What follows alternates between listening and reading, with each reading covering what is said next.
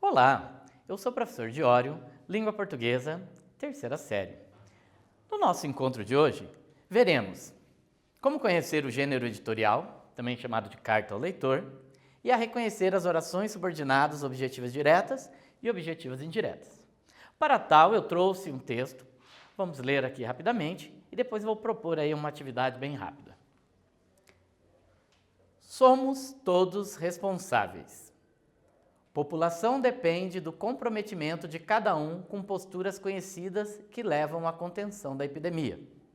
A epidemia mundial de coronavírus lembra pestes na Idade Média, pandemias também de doenças respiratórias, como a gripe espanhola, em 1917 e 18, e a SARS, mais recente, há 17 anos. Mas nunca houve nada igual, pela velocidade com que o vírus se espalha pelo planeta, representando grave perigo para as populações.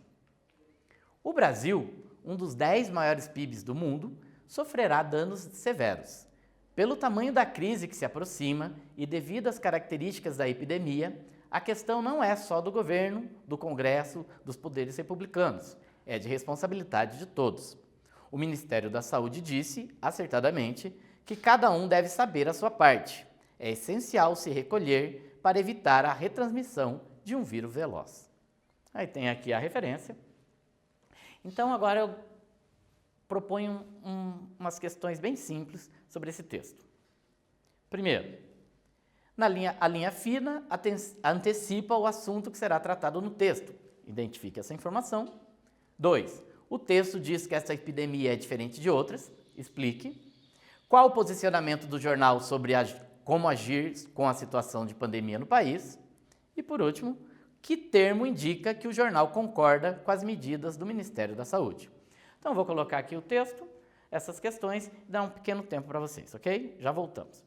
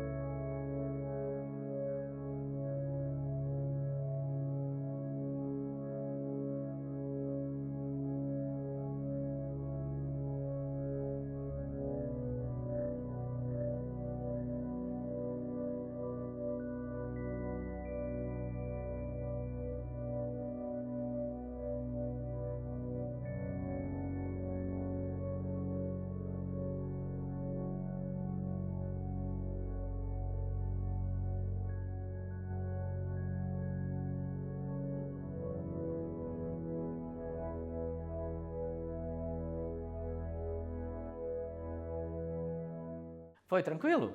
Bom, é um texto de jornal, não é? Ele é de março. A pergunta foi: a linha fina antecipa o assunto que será tratado no texto? Enfim, somos todos responsáveis, população depende do comprometimento de cada um com posturas conhecidas que levam à contenção da epidemia. Já dá um antecipado no que está dizendo? Sim, ele já fala que vai falar sobre a importância desse compromisso individual no combate à epidemia. Mesmo sendo um fragmento de texto, né, aqui não está o texto todo, são algumas partes, é possível com esse pedaço já ter algumas ideias, né? Depois, o texto diz que essa epidemia é diferente de outras? Por quê, né? Explique. Ele diz aqui, logo no início, né, sobre a epidemia e qual a diferença exata. Ele diz que é a velocidade de contágio do vírus. Ele compara com a Idade Média, com a gripe espanhola, com a SARS, que aconteceu há quase 2 décadas atrás, e ele diz que, diferente de todas essas outras epidemias, é a velocidade do vírus que é diferente. Qual o posicionamento do jornal sobre como agir? Né? É possível ver o posicionamento? Sim. Você tem lá que o combate é de responsabilidade de todos. E por último, que termo indica que o jornal concorda com as medidas do Ministério da Saúde? Né? Ali tem uma palavrinha que dá bem para dizer como que ele concorda, né? Acertadamente, que está mais ou menos aqui, né? No final, o Ministério da Saúde disse acertadamente que cada um deve saber a sua parte. Percebam que esse texto, ele não só traz as informações, como ele traz a opinião, né? Ele traz um ponto de vista de quem escreveu, né? Então, na verdade, o que nós temos aqui é um editorial. E quando eu falo quem escreveu, vocês viram que, a primeira vez que eu mostrei o texto, ele não trouxe um nome de alguém, mas sim um veículo de comunicação, né? Ele é de um jornal. Justamente os editoriais, eles são textos que, parecido com os artigos de opinião, por exemplo, eles trazem o ponto de vista, né? A opinião de um veículo de comunicação, um jornal ou uma revista. Diferente das outras partes desses veículos, ele traz mesmo um caráter opinativo. Por quê? Porque não é que o veículo escreva, óbvio que existe uma pessoa que escreve esse texto, no caso o editorialista. Só que normalmente ele não assina porque ele está escrevendo em nome daquele veículo, vamos dizer, um jornal, por exemplo, né? Então ele está escrevendo em nome daquele jornal. Então, o que o jornal, né, a empresa, né, todos os dirigentes, todas as pessoas que controlam o jornal pensam sobre determinado assunto, então o editorialista vai escrever em nome desse veículo. Ele também pode ser chamado de carta ao leitor ou carta do editor, isso você vai ver de formas diferentes dependendo do veículo. Mas a ideia é que o editorial seja sempre um texto de opinião sobre algum tema, né, da atualidade, em que o jornal se posiciona sobre um assunto. Então ele se assemelha muito a um texto de opinião mesmo, a um texto dissertativo. Inclusive, uma perguntinha rápida aqui. O editorial apresenta a opinião de um veículo da imprensa. Assemelha-se a qual outro tipo de texto? Narrativa, resenha crítica, dissertação argumentativa ou reportagem investigativa? Bom, já tinha dito, uma dissertação argumentativa. Ele se assemelha muito a um texto dissertativo. A única diferença é que, em vez de uma pessoa assinar, é um veículo, né? Uma empresa, uma instituição em quem assina. Por ser parecido com um texto dissertativo, com um texto de opinião normal, ele tem basicamente a mesma estrutura. Né? Ele se divide em introdução, desenvolvimento e conclusão, como qualquer outro texto dissertativo. Onde você tem na introdução a exposição do assunto, que será tratado, né, nesse texto. No desenvolvimento é justamente onde vai ser usado a argumentação, né? Todos os argumentos vão aparecer no desenvolvimento. E a conclusão, que é justamente a finalização desse texto com essa opinião do autor ou da equipe. Falando em argumentos, vamos voltar nesse texto e vou fazer um último exercíciozinho com esse texto aqui, bem rápido. Como ele é um texto de opinião, é um texto argumentativo, eu coloquei aqui 2 argumentos, né, que o texto trabalha, e eu gostaria que vocês colocassem se é falso ou verdadeiro. Então, vou deixar um tempinho aqui e já voltamos.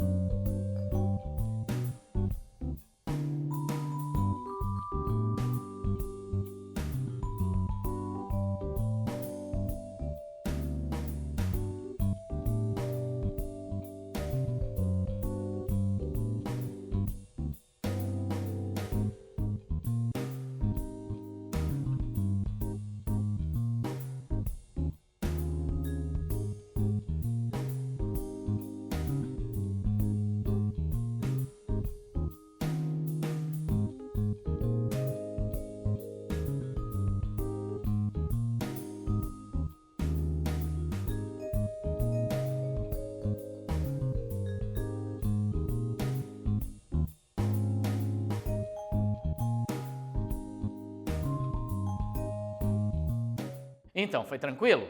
Bom, voltando à resolução desse nosso segundo exercício, se vocês perceberam que o texto, né, esse editorial que eu peguei, ele fala da pandemia de coronavírus e tem, óbvio, o posicionamento que nós já falamos, que o editorial é uma espécie de um texto de opinião, só que não é uma opinião individual, é a opinião de um veículo de comunicação, como um jornal, uma revista. Enfim, aí eu fiz duas afirmações, porque como ele se assemelha muito a um texto de opinião, a argumentação, né, é um texto argumentativo dissertativo, a argumentação é a principal arma do convencimento aí, para que os leitores desse editorial, né, se convençam dessa opinião que eles estão querendo passar. Então, eles trabalham basicamente com argumentos. Aí eu fiz a primeira afirmação: o editorialista atribui a responsabilidade pelo combate exclusivamente ao governo. Verdadeiro ou falso? Falso, não é, gente? Ele não diz que é exclusivamente do governo, ele diz que além do governo, a responsabilidade também é de todos nós. E por a segunda afirmação, que o editorialista atribui ao Ministério da Saúde o dever de conter a transmissão do vírus. Também é falsa, não é bem assim. Ele concorda com o Ministério que é um dever de cada um tentar conter a transmissão, não só responsabilidade do Ministério da Saúde. Tudo bem? Um quiz rápido. Eu disse que se assemelha a um texto dissertativo e que as partes são iguais de um texto dissertativo, então quais são elas? Letra A, introdução, desenvolvimento e conclusão. Letra B, introdução, capítulos e encerramento. Letra C, objetivos, métodos e resultados. E letra D, objetivos, metas e conquistas. Bom, como nós estamos cansados de saber já, os textos dissertativos se dividem em letra A, introdução, desenvolvimento e conclusão. Bom, agora vamos pegar um pouco uma parte linguística. Tenho aqui a oração.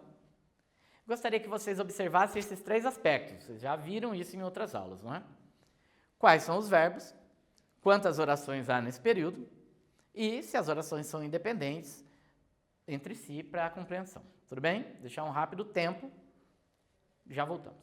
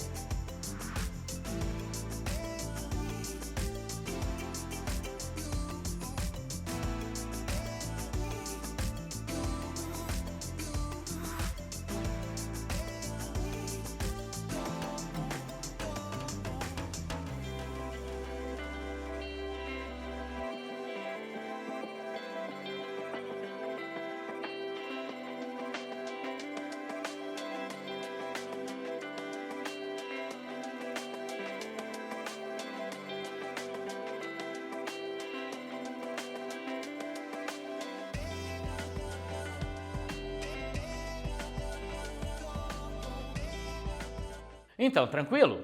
Bom, a oração é: o Ministério da Saúde disse, acertadamente, que cada um deve saber a sua parte.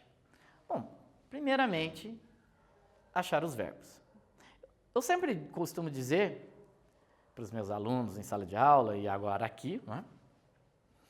Sempre partimos do verbo, é a melhor opção em se tratando de oração, visto que, como vimos em outras aulas, a oração, na verdade, é o que faz da frase ser uma oração, não é? Então, ela é a essência da oração.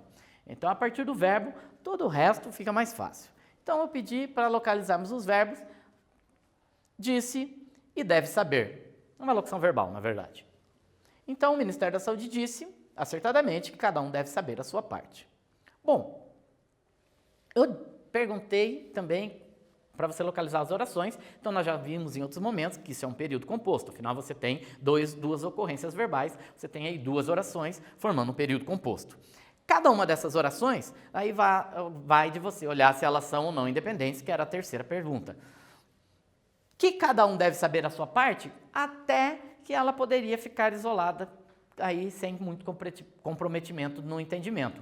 Já o Ministério da Saúde disse, acertadamente, né, fica faltando aí o que ele disse, né? Então a oração não está muito completa. E isso é que nós temos então um período composto. E com orações subordinadas, ou seja, a segunda oração, ela complementa o sentido da primeira.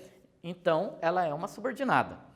E como sabemos que tipo de subordinada, é só você substituir essa oração por uma palavra, uma outra frase mais simplificada que não seja uma oração, para você ter uma vaga noção. Eu coloquei aqui, o Ministério da Saúde disse alguma coisa, disse isso, disse bobagem, qualquer coisa desse sentido. Você tem ali um que poderia ser ocupado por um substantivo, por exemplo, né? É uma coisa que vai ali. Então, você tem uma oração subordinada substantiva, como nós já vimos em outras aulas. E qual a função desse substantivo? Quem diz alguma coisa. Então, é um verbo que precisa de um complemento. Então, esta oração está funcionando como um objeto direto do verbo dizer. Quem diz alguma coisa. Pronto, um nome simples. Nós temos aqui que cada um deve saber a sua parte. É um objeto direto desenvolvido em uma oração inteira. Então, você tem uma oração subordinada, substantiva, objetiva direta. Nem é tão complicado, né? Mas vamos ver a outra. Muitos cientistas gostariam de que todos seguissem os conselhos sanitaristas. Mesma coisa, dá um tempinho, você localiza os verbos, as orações e vê aí qual que é a relação delas.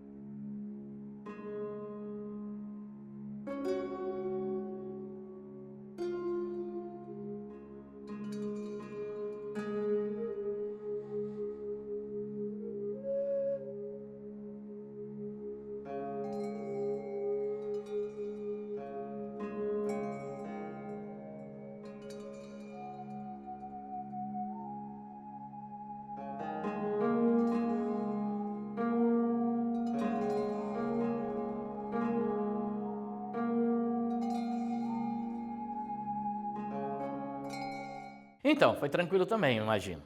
Os verbos gostariam e seguissem, dessa vez não temos locução verbal, mas enfim. De novo, dois verbos tão longe um do outro, né? Quer dizer, não são locuções verbais, são duas ocorrências verbais, duas orações, período composto. Muitos feitiços gostariam, de novo, eu coloquei ao invés de dar a outra oração, eu coloquei ali de alguma coisa, por exemplo. Gostariam de alguma coisa, gostariam de algo, né? Então você substitui facilmente essa oração por um substantivo. Então, por isso que ela é uma oração substantiva, né? Subordinada substantiva. E depois, que tipo de substantivo estaria substituindo? Muitos feitiços gostariam. Quem gosta, gosta de alguma coisa. Então, também é um outro verbo que exige complemento.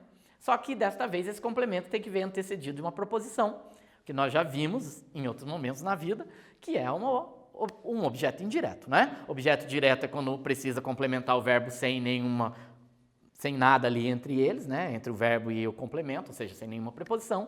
E o objeto indireto justamente tem a preposição no meio, no caso ali o de, né? Gostaria de alguma coisa. Então você tem uma oração que ela é como se fosse um objeto indireto desenvolvido em forma de oração. Então você tem uma oração subordinada, substantiva, objetiva e direta. Tranquilo, não é? Então vamos só retomar. As orações subordinadas, como nós já vimos em outros momentos, são orações que fazem parte da outra, né? Ou seja, elas complementam o sentido da outra. Sem ela, é como se estivesse faltando uma parte daquela oração. Se esta parte poderia ser, se não fosse uma oração, mas uma palavra simplesmente, ocupada por um substantivo, isso torna essas orações subordinadas substantivas. E agora nós estamos vendo que tipo de substantivo seria. No primeiro caso nós vimos que era um objeto direto, e agora um objeto indireto. Ou seja, você teria as orações, teria não, né? Tem, né? A oração subordinada substantiva objetiva direta e a oração subordinada substantiva objetiva indireta como essa. Para ficar mais claro, vamos propor um exercício, óbvio, né? Agora vocês tentem fazer. Eu esqueci de falar nos primeiros, mas é sempre interessante que vocês, e esse principalmente, que vocês escrevam no caderno, né? Que vocês peguem e façam por escrito o exercício e não simplesmente vejam lá na tela e tentem responder oralmente. Fica melhor para você mesmo gravar. Então aqui, ó. Gostaria, eu tenho 3 orações, na verdade 3 períodos aqui, não é? E quero que você localize os verbos, separe as orações e classifique simplesmente como objetiva direta e objetiva indireta. Tudo bem? Então daqui a pouco voltamos e falamos um pouco mais e explicamos.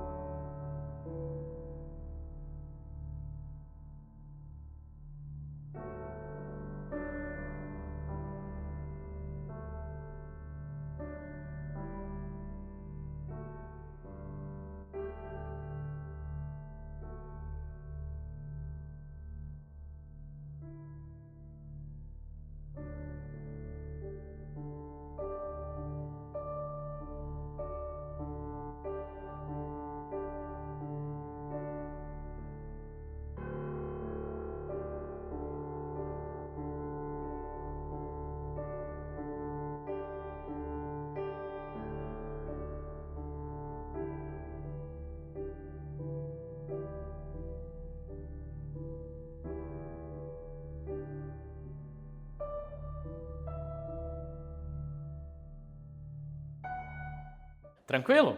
Bom, então vamos rapidamente. A velocidade de transmissão do vírus representa que corremos sérios riscos. Depois, a superação dos problemas depende de que todos se mobilizem. E por último, a OMS, a Organização Mundial da Saúde, disse que os países mais pobres sofrerão mais. Primeiro, os verbos representa e corremos. Na 2, depende e se mobilizem. E na 3, disse e sofrerão. Então, cada um dos períodos aí tem 2 orações, então são períodos compostos. Vamos já direto, tá? A resposta já está até escrita aqui, não é? Quando você tem a velocidade da transmissão do vírus representa, e aí? Representa exatamente o quê? Fica faltando, né? Então, essa oração ela é subordinada justamente isso, porque ela é um complemento desta primeira, né? Ela precisa existir para que tenha um entendimento total. Quem representa, representa alguma coisa, ou seja, o que se espera depois desse verbo é um objeto direto. Como nós temos uma oração, nós temos a oração subordinada, substantiva, objetiva direta. Eu deixei ali tudo abreviado, mas enfim. No 2, depende, já é um pouco diferente. A superação dos problemas depende. Quem depende, depende de alguma coisa, depende de alguém, né? Então, o que vem na sequência não é mais um objeto direto, mas sim um objeto indireto, que precisa de um complemento que vem antecedido de proposição, no caso a proposição de. Então, nós temos um objeto indireto que está desenvolvido em forma de oração, então nós temos uma oração subordinada, substantiva, objetiva, indireta. E por último, a Organização Mundial de Saúde disse. Disse o quê? Não é? Então, novamente, um outro objeto direto, oração subordinada, substantiva, objetiva direta. Tranquilo, não é? Parece complicado, mas nem é tanto. Hoje nós vimos o que é um editorial, ou para que serve um editorial. Então, só lembrando, o editorial é um texto de caráter opinativo e ele é usado pelos órgãos da imprensa, né, jornais e revistas, e ele tem um cunho argumentativo, ou seja, ele serve para levar o leitor a algo, né, a pensar algo, ele é um texto de convencimento, né, é um texto de persuasão, para fazer com que o leitor acredite naquilo que está sendo dito, pense sobre aquilo. E também vimos que as orações, né, algumas orações podem ser classificadas como orações subordinadas, substantivas, objetivas diretas, quando elas estão no lugar do que poderia ser um objeto direto, e como orações subordinadas, substantivas, objetivas indiretas, que é quando a oração é como se fosse um objeto indireto desenvolvido em formato de oração. Bem tranquilo tudo. Eu espero que vocês realmente tenham aproveitado, que tenha sido um bom encontro e eu espero vocês na próxima. Então, até mais.